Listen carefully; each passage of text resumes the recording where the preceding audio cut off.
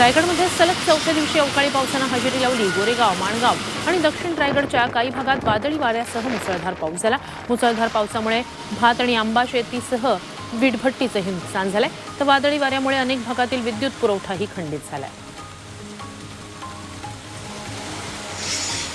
रत्नागिरी जिल्ह्यातल्या अनेक गावातही पावसानं हजेरी लावली। सोसाट्याच्या वाऱ्यानं लांजा शहरात धुमाकूळ घातला।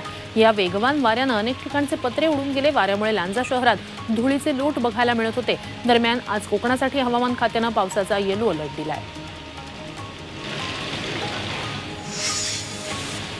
रत्नागिरी जिल्ह्यातील चिपळूण आणि राजापूरमध्ये जोरदार वाऱ्यासह पावसानं हजेरी लावली। अचानक आलेल्या पावसानं नागरिकांची तारंबळ उडाली।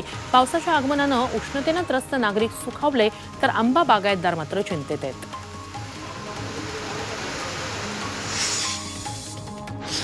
सिंधुदुर्ग जिल्ह्यात अवकाळी पावसानं हजेरी लावली। वादळी वारे आणि विजांच्या कडकडाटासह अमृत नोनी गॅस्ट्रिन, अपचन, ऍसिडिटी, गॅस्ट्रबल ह्यापैकी तुम्हाला कुठलाही गॅस्ट्रिक प्रॉब्लेम झाला, उपाय एकच, अमृत नोनी गॅस्ट्रिन।